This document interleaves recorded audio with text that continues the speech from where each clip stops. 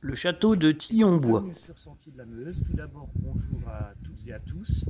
Un nouveau périple qui nous conduit dans un petit village, Tillon-Bois, au cœur de la Meuse. À Tillon-Bois, eh bien, il y a un magnifique château comme on le voit derrière nous. On vous raconte son histoire. Il faut remonter au XIIe siècle et c'est déjà une importante seigneurie. En plus, nous sommes proches de la route des pèlerinages, Benoît de Vaux, l'île en Barrois.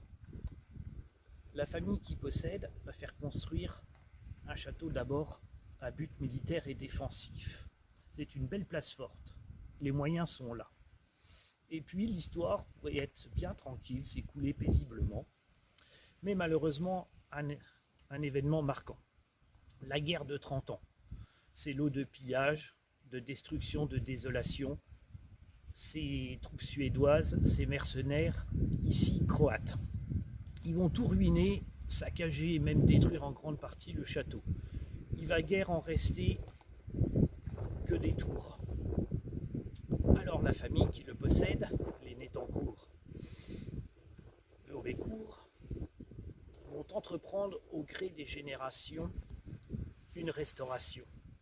Morceau par morceau, le château retrouve un petit peu de sa splendeur. Bien sûr, il n'a plus rien à voir avec l'aspect médiéval, puisque la grande partie aura dû être démolie, et également ça n'a plus d'intérêt, puisque les conditions militaires et stratégiques ne sont plus les mêmes, surtout avec l'apparition de la poudre et du canon.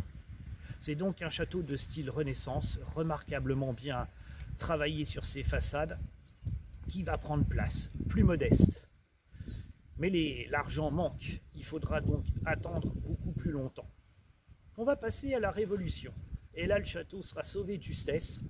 Une chance dans la famille des Nettancourt et même Vaubecourt, puisque même le château qui porte le même nom dans le village de Nettancourt, où nous avons fait précédemment un reportage, a lui-même été sauvé de la Révolution. Malgré tout, il sera vidé de tous ses biens. Et la comtesse Henriot, elle manque d'argent pour entreprendre le gros des travaux.